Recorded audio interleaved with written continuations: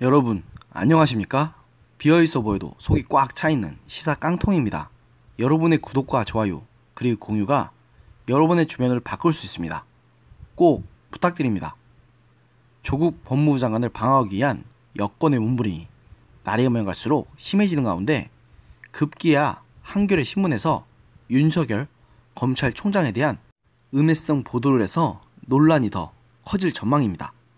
11일 한겨레 신문에 하어영 기자가 윤석열도 별장에서 수차례 접대 검찰 윤중천 진술 덮었다라는 제목의 기사로 보도된 내용에 따르면 윤 총장이 김학의 전 법무부 차관의 스폰서였던 건설업자 윤중천 씨의 원주시 별장에 들러 접대를 받았다는 윤중천 씨의 진술이 나왔으나 추가 조사 없이 마무리됐다는 것인데요. 대검찰청 검찰과거사 진상조사단이 윤중천 씨의 이런 진술이 담긴 보고서를 작성해 법무부 검찰과거사위원회를 통해 검찰에 넘겼으나 당시 서울중앙지검장이었던 윤 총장에 대해 기초사실조차도 하지 않은 채 사건을 종결했다는 것입니다. 더구나 이 보도는 유시민 노무현재단 이사장이 검찰의 조국 법무부 장관 수사와 관련해 검찰과 KBS의 유착 의혹을 주장하는 등 친문 세력이 검찰을 공격하는 흐름 속에서 나온 것이기 때문에 조 장관에 대한 수사를 지휘하는 윤 총장을 흠집내려는 여권의 움직임과 무관치 않다는 분석이 지배적입니다. 그러나 재조사에 참여했던 조사단원과 검찰 수사단, 윤 씨 측은 보도가 사실과 전혀 다르다고 정면을 부인했습니다. 우선 2013년 검찰과 경찰의 1차 수사 기록이 포함된 윤 씨의 전화번호 등에 윤 총장 이름이 있었다는 부분과 관련해서는 당시 수사를 담당했던 검찰과 경찰 관계자 모두 수사 과정에서 윤 총장 이름이 나온 적이 없다고 주장했습니다. 윤 씨가 지난해 조사단에서 윤 총장 관련 진술을 했는데 이후 검찰 수사단이 이를 덮었다는 부분도 사실관계가 많이 다르다는 반박이 나왔습니다. 김학의 사건을 수사했던 여한섭 대구지검장은 조사단에 파견된 이모 검사가 작성한 윤 씨의 면담 보고서에 윤 총장 이름이 한두 번 적혀 있었는데 그 내용이 만났다는 것인지 친분이 있었다는 것인지 두루뭉실하게 돼 있었다고 하면서 그래서 윤 씨를 직접 불러 물어봤더니 윤석열을 알지 못하고 조사단에서 그렇게 진술한 적도 없다고 답해 확인 작업을 할 단서 자체가 없었다고 주장했습니다. 수사팀 외에 다른 관련자들도 보도 내용이 사실과 다르다고 말하고 있어서 더더욱 한겨레의 보도에 대해서 신뢰성에 의문이 제기된 상황입니다. 조국 법무부 장관이 이날 오후 과거 민정수석으로 있을 때 민정수석실 차원에서 관련 보도 내용에 대한 점검은 했으나 사실이 아니라고 판단했다라고 밝혔습니다. 윤중천 씨의 법률 대리인인 정강찬 변호사도 윤 씨가 윤 총장과 친분이 있다고 한 진술은 없었다고 확실하게 말할 수 있다고 주장했습니다.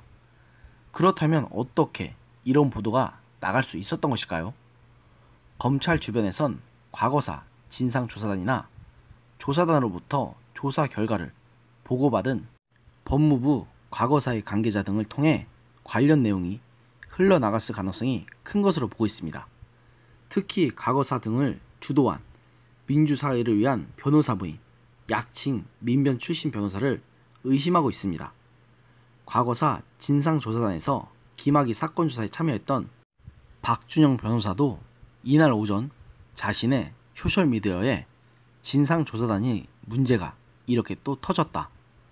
조사단 일부 구성원의 이런 식의 행태가 너무 화가 난다고 썼습니다. 그는 이날 라디오 방송에 나와 보도에 정치적 이해관계가 있다고 생각한다고도 주장했습니다. 심지어 진보 진영 내에서도 이날 보도에 대해선 사실과 다른 것 같다는 목소리가 나오고 있습니다. 방송인 김어준 씨는 이날 자신이 진행하는 라디오 프로그램인 TBS 김어준의 뉴스공장에서 한겨레 보도와 관련해서 취재 결과가 접대는 없었고 윤 씨가 거짓말한 것이라고 주장했고 박지원 대한정치연대 의원도 갖고 있는 어떤 자료에도 윤석열이라는 이름과 음성이 나타나지 않았다고도 했습니다. 윤석열 검찰총장은 11일 이 보도를 한 한겨레의 하어영 기자 등을 출판물에 의한 명예훼손으로 서울 서부지방검찰청에 고소하기에 이르렀습니다. 하 기자가 허위 보도로 명예를 훼손했다는 것인데요. 대검찰청은 허위 보도로 발생할 사회적 혼란을 최소화하기 위해 신속히 진상을 규명할 필요가 있어 윤 총장이 고소장을 냈다고도 밝혔습니다. 윤 총장은 이 보도 내용에 대해 건설업자 별장이나 드나들 정도로 대충 살지 않았다고 말한 것으로 알려졌습니다. 한겨레 20일의 보도 내용이 알려지자 한 검찰 간부가 윤 총장에게 전화를 걸어 기사의 핵심 내용을 말해주며 입장을 달라고 하니 윤 총장은 윤중천 씨의 별장이 있다는 강원도 원주에는 20여 년 전에 다른 일로 한번 가봤을 뿐 이후에는 가본 적 없다면서 이렇게 말했다는 것입니다. 검찰 관계자는 윤 총장이 화를 내는 걸 넘어 황당해하는 것 같았다고 했을 정도니 윤 총장이 느꼈을 감정이 어땠을지가 짐작이 갑니다. 이쯤 되면 이 하어영 기자라는 사람이 대체 뭐하는 사람인지를 살펴볼 필요가 있는데요. 일단 한겨레에서 근무하는 만큼 성향은 다들 짐작하시리라고 믿습니다. 그런데 이 하어영 기자는 과거에도 사실 확인이 제대로 안 된 추측성 보도를 쏟아내는 것으로 악명이 높았던 기자입니다. 먼저 지난 2013년 2월에는 박근혜 정부의 초대 국방부 장관으로 지명되었던 김병관 당시 국방부 장관 후보자에 대해서 김 후보자가 1999년에 이 사단장으로 재직할 당시 예하 부대의 시설 공사와 관련된 리베이트 문제로 군 사령부에 감찰을 받았다는 의혹을 제기하는 보도를 냈던 바 있는데 두 달 뒤 한겨레 측에서는 이것이 사실이 아니었다는 정정 보도를 냈습니다. 하지만 김병관 후보자는 결국 청문을 넘지 못하고 자진 사퇴하면서 당시 국방부 장관이었던 김관진 장관이 유임되었습니다. 물론 김병관 후보자는 이 건 말고도 다른 문제들도 많이 제기되었기 때문에 청문회 벽은 넘지 못했지만 그렇다고 사실 확인도 안 되는 가짜 뉴스를 써낸 하어영 기자에 대한 면죄부가 되지는 못합니다. 또 박근혜 전 대통령의 탄핵을 향해 가던 지난 2016년 12월 7일에는 박 대통령이 세월호 가라앉을 때 올린 머리 하느라 90분이나 날렸다는 기사를 일면 톱 기사로 보도했는데요. 이 기사에 따르면 박 전 대통령이 세월호가 가라앉던 2014년 4월 16일에 승객 구조 대책을 마련하는 대신 강남의 유명 미용사를 청와대로 불러 올린 머리를 하는데 90분 이상을 허비했다고 주장했습니다. 그러나 이 기사 역시 이후 박영수 특검팀과 문재인 정부 검찰의 수사 과정에서 윤연추 당시 청와대 행정관의 진술을 통해서 명백한 오보, 즉 가짜뉴스로 밝혀진 바 있습니다. 물론 이 당시 이거 말고도 수많은 가짜뉴스들이 기승을 부린 것은 사실이지만 하어영 기자 같은 사람들이 이런 분위기를 만드는데 한몫 단단히 한 것은 틀림없는 사실인 만큼 하 기자는 언론인의 자질이 있는지조차 의심스러운 기자, 즉 기레기로밖에는 볼 수 없습니다. 지금 정부가 가장 공들여서 단속하고 잡아내야 하는 것 중 하나가 바로 가짜뉴스입니다. 그런데 나에게 불리한 가짜뉴스만 사회 악이고 나에게 유리한 가짜뉴스는 유익한 건가요?